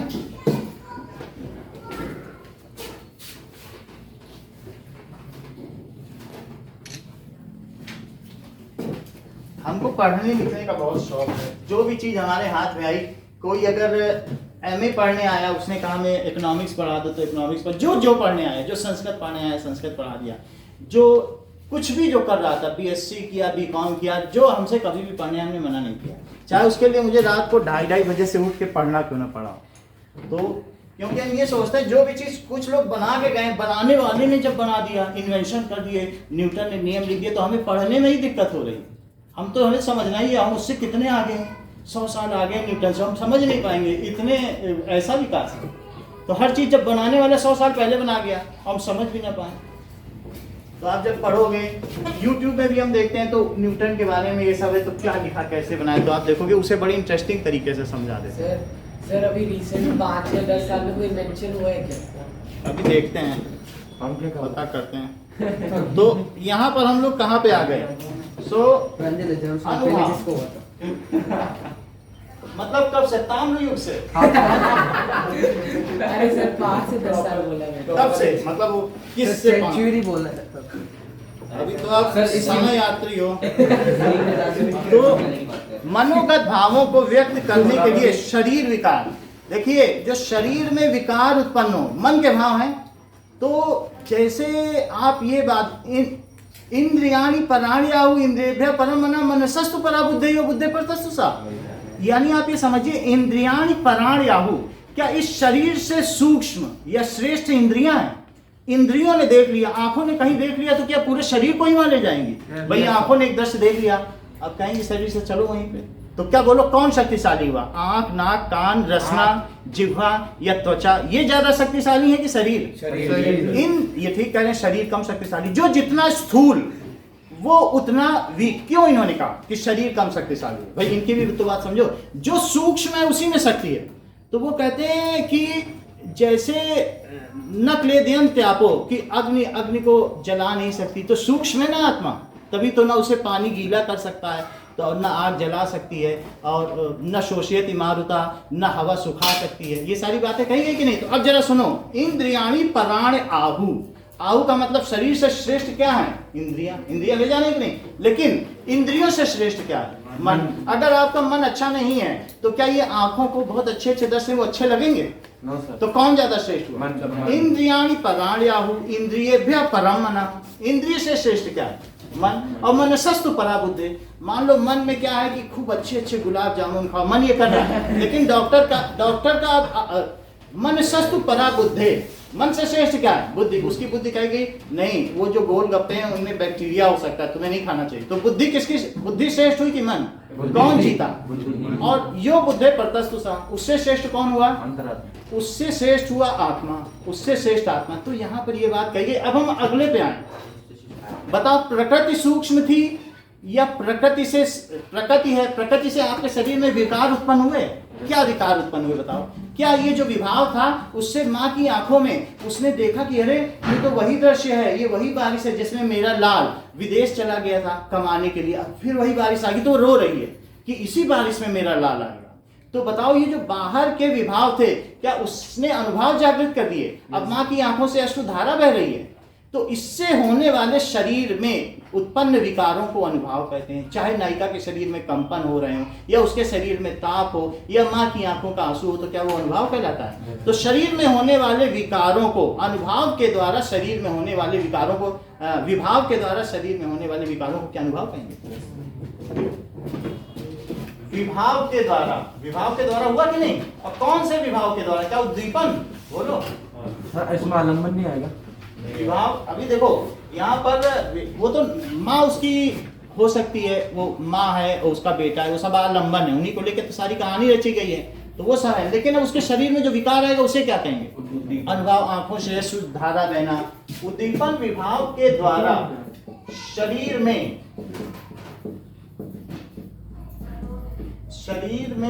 होने वाले विकारों को भगवान को अविकारी क्यों कहा जाता है? क्योंकि किसी भी काल परिस्थिति या घटनाक्रम से भगवान के भाव में या कुछ परिवर्तन होता है, उनमें कोई विकार ही उत्पन्न नहीं होता। तो वो एक रस रहते हैं, सत्य चित्त आनंद रहते हैं, एक जैसे चित्त वाले। तो जब उनमें कोई विकार नहीं है तभी तो उनको हम क्या कहते हैं? अविकारी। भगवान को अव्ययी क्यों कहा जाता है? अव्यय तो जानते हो, जिनमें कोई परिवर्तन ना हो, तो इसलिए उनको कहा जाता है अव्ययी, अविकारी। अनिकेत, अनसूया, ये सब क्यों कहा जाता है? कि उनका कोई घर नहीं है तो अनिकेत कहा जाता है। उनमें कोई दोष नहीं है तो उन्हें अनसूया नहीं कहा जाता। अपनी क्लास में चला, इतनी बात समझ आ गई कि नहीं? तो होने वाले विकारों को क्या कहेंगे बताओ? अनुभाव कहते हैं। बोलो समझ में आया कि नहीं? रस अभी समझ आए तो ठीक से समझ ही ले, आगे काम आ जाएगा, एक बार समझ लो, ठीक है? अनुभाव कहते हैं। तो अनुभाव का मतलब क्या है? ये शरीर में होने वाले परिवर्तन। ये क्या है? क्या ये शरीरगत परिवर्तन है? शरीरगत का मतलब मालूम है ना? शरीर में होने वाले परिवर्तन है। जैसे अश्रुधारा बहना,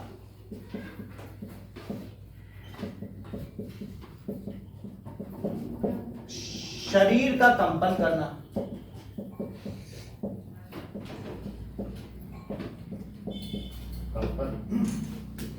इन सब, ये सब चीजें हैं। तो और भी कुछ है, रोमांचित होना, शरीर का रोमांचित होना,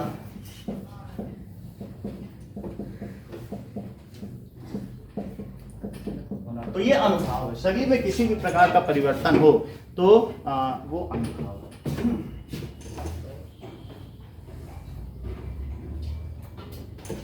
अब देखिए, जैसे कंपन होना, अश्रु बहना, ये सारा है।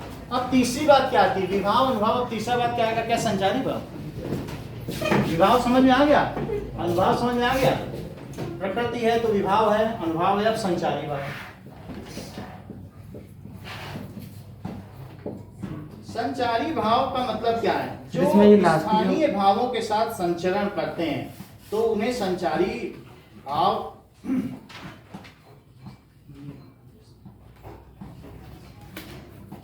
सर ये जो आपने लिखा है शरीरगत परिवर्तन है, अनुसार भाव, सर ये है क्या इसके? शरीरगत परिवर्तन, जैसे माँ है तो अब उसका बेटा आने वाला है, तो अगर कभी ये नहीं बताया कि उसकी आंखों की धारा बह रही है, उसके स्तनों से दूध निकलने लगा अपने पास, जैसे कौशल्या के कैकेयी के जब राम वन से आए तो उनके स्तनों से दूध बहने लगा, कि वही बेटा, सोचने लगे वही मेरा बेटा है। तो आप देखो किस तरीके से, तो क्या वो एक तरीके का अनुभव नहीं है उनका मन का कि मेरा बेटा आ गया? तो वो चीज होती है कि उनके शरीरगत क्या परिवर्तन है। तो बिल्कुल स्फुरणा आ गई पूरे शरीर में, तो ये सारी चीज हो गई। उनके अंग अंग, उनके रोए रोए बिल्कुल खड़े हो गए कि बेटा आ रहा है बात कि नहीं? तो वो चीज क्या है? क्या वो अनुभव नहीं है?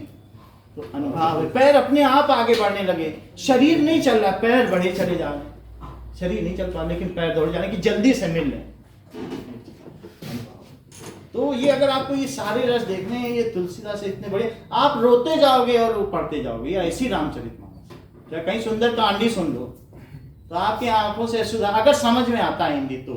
और नहीं हिंदी समझ में आएगी तब आप समझ ही नहीं पाओगे। तो भाषा का अगर बाधक ना बने, भाषा बाधक नहीं बने, तो इतनी सुंदर चीज लिखी गई कि इसमें सारे भाव हैं। उपमा और श्लेष ये तो भरपूर हैं। श्लेष, उपमा, रूपक तो ऐसे भरे हैं कि पग पग पे रत्न है। भाव भी इतने, भाव के साथ छंद भी है। देखो 3 तरीके के काव्य होते हैं, रस, छंद, अलंकार। अलंकार तो अलग से है, यमक अलंकार। इन तीनों से मिलकर काव्य, ये काव्य के अलंकरण कहे जाते हैं। अभी मैं रस पढ़ा रहा हूँ, कभी छंद पढ़ाऊंगा, कभी अलंकार पढ़ाऊंगा। तो अभी मैं जो 3 गहने हैं काव्य के, रस, अभी रस पे हूँ, फिर कभी छंद पढ़ाऊंगा। ठीक है कि दोहा, छंद, सोरठा, सब ये सब होते क्या, ये भी तो पढ़ाना है आपको। फिर तीसरी बारी में क्या पढ़ाऊंगा? अलंकार, उपमा अलंकार, हैं जो भी हो, लेकिन ये 3 क्या क्या अलंकरण है। अब देखो कि जो हमने देखा स्थायी भाव क्या होते हैं। ठीक है, जितने भी होते हैं उन्हीं को हम देखेंगे। अरे भाई, अरे होते हैं, सही कह रहे हो।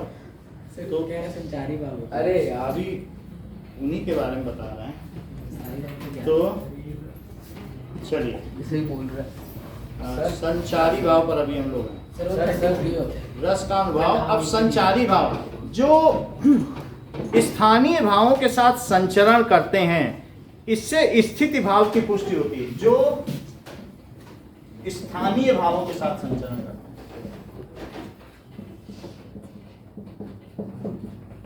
के साथ संचरण करते हैं, स्थानीय भावों के संचरण करते हैं। तो अभी हमने विभाव, अनुभाव पढ़ लिया। एक संचारी भाव, तो अभी हम क्या पढ़ रहे हैं? संचारी भाव। एक संचारी भाव किसी स्थायी भाव के साथ नहीं रहता। तो ये जरा समझ लो, एक संचारी भाव किसी स्थायी भाव, एक स्थायी भाव के साथ नहीं रहता। एक स्थायी भाव के साथ नहीं रहता।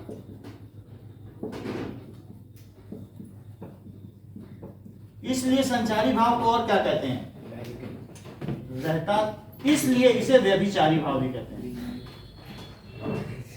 है ना? व्यभिचारी भाव भी कहते हैं। मतलब व्यभिचारी का क्या मतलब होता है? जो अलग अलग स्त्रियों के पास है, क्या वो व्यभिचारी है? इसी तरीके से अव्यभिचारिणी भक्ति किसे कहते हैं?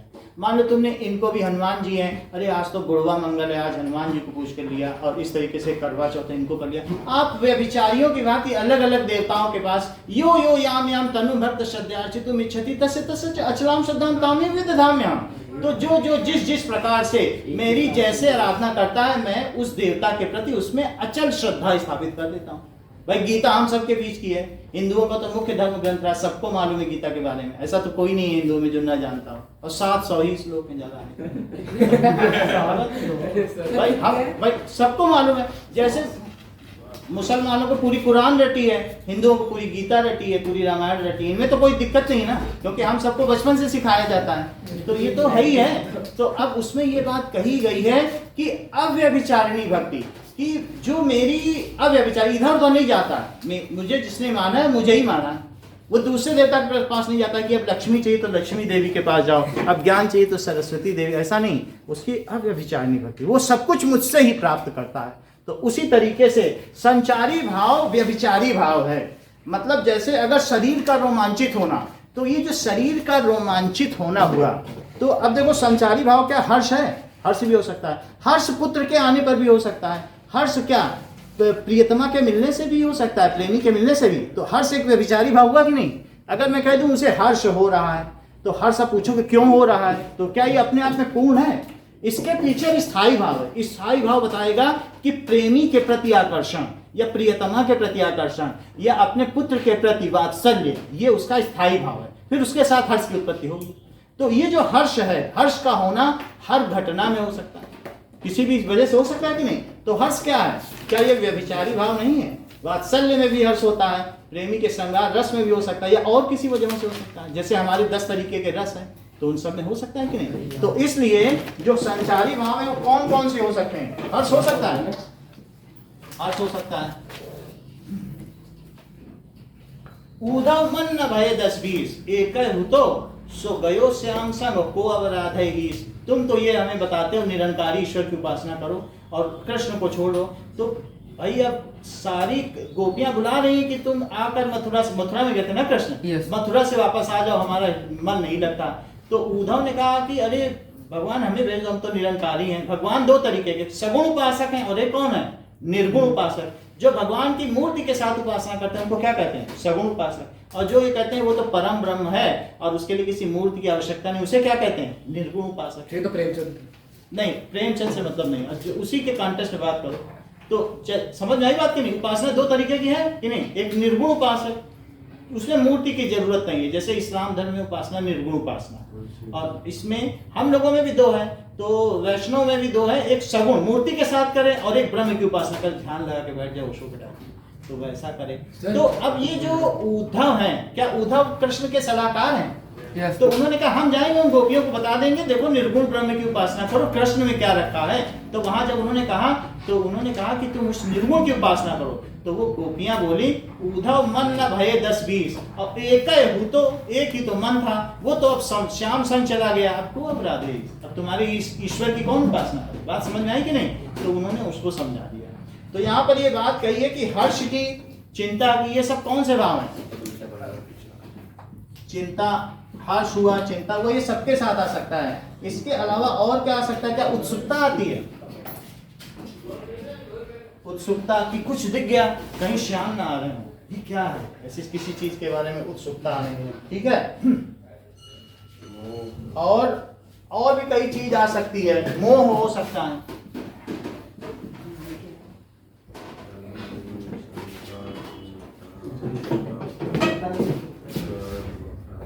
और कई तरीके की और भी चीज हो सकती है। दैन्य, चपलता, 33 है, तो मैं कुछ बता रहा हूँ, आगे और भी हैं।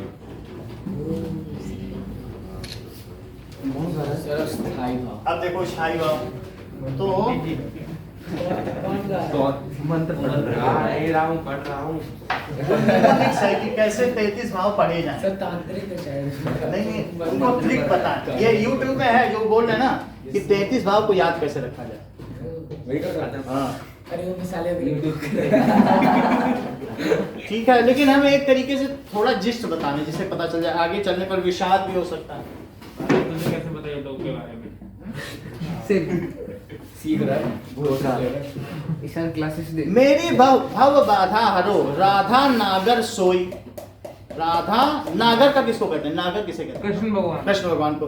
तो मेरी भव बाधा हरो, मेरी हर प्रकार की बाधा हरो, और जा तन की झाई परे श्याम हरित दुति होई। इसका क्या मतलब है कि जा तन की झाई परे, जिस शरीर की छाया पड़ने पर श्याम हरित दुति हो जाते हैं। क्या हरे रंग के हो गए? क्यों हरे रंग के हो गए? राधा कैसी है, कृष्ण कैसे हैं? ग्रीन कलर तो राधा जैसे कृष्ण सांवले हैं और राधा गोरी हैं, तो कह रहे हैं कि जब सांवला और गौर वर्ण मिलता है तो हरा रंग हो जाता है। तो एक तरीके का हरा रंग का मतलब ग्रे कलर। तो जिसके शरीर की छाया पड़ने पर भगवान का कैसा रंग पड़ जाता है? हरित दुति। अब इसका एक दूसरा अर्थ भी है। अन्य अर्थ क्या है कि मतलब राधा इतनी खिलखिलाती हुई है तो उससे श्याम का मन पल्लवित हो जाता है, प्रफुल्लित हो जाता है, इस वजह से वो मुदित हो जाते हैं। तो जा तन की झाई परे श्याम हरित दुति हुए, इसके अन्य अर्थ भी हैं। तो रसिक बिहारी के इस छंद में भी कलात्मकता है बात कि नहीं?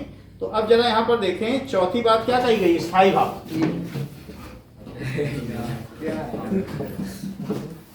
नाउ स्थायी भाव क्या है कि स्थायी भाव, काव्य का जो स्थायी भाव है, कभी आपने देखा है कि वहां पर मद्रास में कहीं पर भी जब भी जाओ, केरला में, तो एक ही स्थायी भाव है कि उसका प्रेमी मिलने वाला है। कभी वो उत्सुकता देख रही, देखो अब संचारी भाव बदल रहा है, वो ऐसे वैसे देख रही है, उत्सुक है, फिर उसमें अचानक रोमांच आ गया कि उसका प्रेमी आने वाला, फिर हर्ष से प्रफुल्लित होती। सिर्फ उसकी आंखों को देखो, आप देखोगे 400 रुपए का टिकट है, लेकिन वहां पर जब अब ये नाट्य मंचन इतना सुंदर है कि उसमें सब तरीके का वो दिखाएगा। वो जैसा नहीं होता पूरा बना के रखते इतना बड़ा वो भरतनाट्यम टाइप पूरा, लेकिन उसकी आंखें देखो इतनी बुद्धि।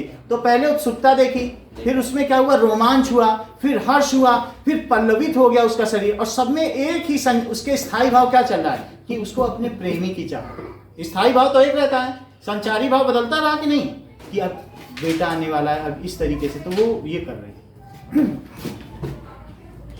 जैसे हमने वो नाटक भी एक लिखा हुआ है, आप लोगों ने सुना भी हुआ है, अम्मा ने बिगाड़ा पप्पा ने। तो उसमें वो बेटे को ध्यान दे रही, लेकिन चावल बिनती जा रही है। तो चावल बिनती जा रही, मौका निंदिया ना आवे, मौका कछु नहीं भावे, जब तक मोरा ललुआ न आवे, न जाने कहाँ ललुआ गवा, न जाने कहाँ बिटुआ गवा। फिर चावल बिन रही है, अरे आय जमोर ललुआ, खेला उपतो का हलुआ, झोला उपतो का झलुआ, अरे आय जमोर, वो वही चावल बिन रही, लेकिन उसके भाव बदलते जा रहे। तो इस तरीके फिर बेटा आ जाता है। तो नाटक तो सुना हुआ है। हाँ सर, आपने अब बताया जरा देखो, सर, चलो तो स्थायी भाव, प्रधान भाव। स्थायी भाव क्या है? वो शुरू से आखिरी तक एक जैसा रहता है। काहे रे नलिनी तू कमलानी, तेरे ही नाल सरोवर पानी। तो कबीरदास जी लिखते हैं कि नलिनी तू क्यों कुमलाई जा रही है, चिंतित, तेरे ही तो नाल में सरोवर पानी। आत्मा के लिए कहा गया कि तुम चिंतित हुए जा रहे हो, तुम्हारे अंदर ही तो आदि स्रोत परमात्मा निवास कर रहा है, और तुम शोकाकुल। तो वही बात है, नलिनी किसको कहा गया? क्या अपनी आत्मा को, कि तू क्यों कुमलाई जा रही है, तेरे नाल में ही तो सरोवर का पूरा पानी निवास करता है। तो स्थायी भाव क्या है? क्या शुरू से अंत तक एक रहता है? सो स्थायी भाव प्रधान भाव है।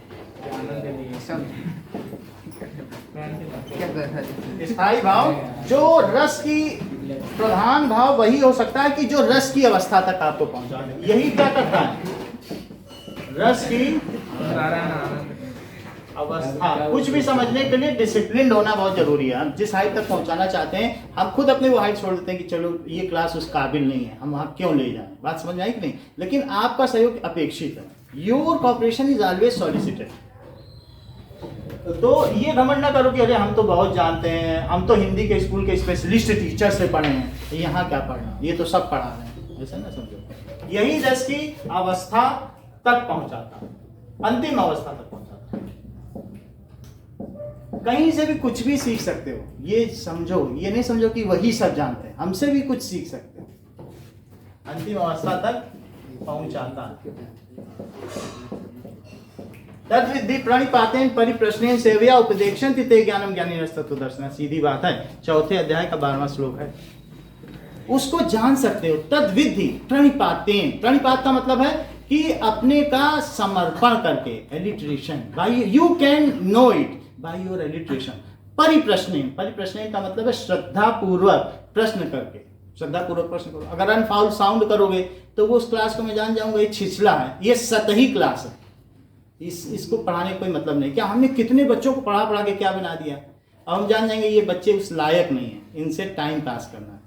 आप पा सकते हो, एक सीढ़ी पर आपको कदम करके चढ़ना है। अगर आप उस सीढ़ी का सही इस्तेमाल नहीं करते हो तो नहीं चढ़ पाओगे, या किसी तरीके से तो आपको लाभ उठाना है। हम यही हैं, आपको हमसे गुजर जाना है ना, आप तो आगे बढ़ जाओगे, लेकिन जो पा सकते हो उसके लिए आपका डिसिप्लिन अपेक्षित है। तद विधि प्रणिपातेन परिप्रश्नेन, समर्पण करके, परिप्रश्नेन श्रद्धापूर्वक, प्रश्न करके, सेविया और सेवा के द्वारा। तो जो मतलब विधि हैं, तद विधि प्रणिपातेन परिप्रश्नेन सेविया उपदेक्ष्यन्ति ते ज्ञानम ज्ञानिनः तत्वदर्शिनः। ऐसा तत्वदर्शी व्यक्ति आपको ज्ञान का उपदेश अवश्य देगा। अगर आप में नचिकेता की भांति 3 बातें, एक तो प्रणिपात है, यानी दैट इज विशुद्ध समर्पण, complete surrender, your offering. Second is परिप्रश्न, श्रद्धा पूर्वक प्रश्न, और तीसरा सेवा के द्वारा। यदि ये 3 चीज हमारे पास है तो शिष्य गुरु के अंदर से एक एक ज्ञान की बूंद तक निचोड़ लेता है। तो ये चीजें होनी चाहिए। ये नहीं कि हम डिसाइपल हैं, हमने तो 10,000 पेमेंट कर दिया, अब हम जान जाएंगे। जान नहीं जाओगे, उसके लिए आपको और भी बहुत कुछ देना पड़ेगा। 10,000 तो हमारे घर की रोजी रोटी के लिए ले लिया, लेकिन जो चीज अंदर से आनी है आप तक, वो फ्लो तो तभी होगा जब एक तार जुड़ेगा। बात समझ आई कि नहीं? तो हम लोगों ने क्या देख लिया कि यही अंतिम अवस्था तक पहुंचाता है। अब इसके आगे कल हम लोग देखेंगे कि रस कितने प्रकार के हैं। ठीक है, शाम को भी रख लीजिए सर। रखने हाँ सर, सर को कल सुबह मत करिए। नहीं हाँ सर, फिर कल तो सुबह आज कर शाम की लीजिए। हम रख लेंगे। हाँ सर। ओके, शाम की 4:30 पे रख लें। हाँ सर, सही है। वेलकम।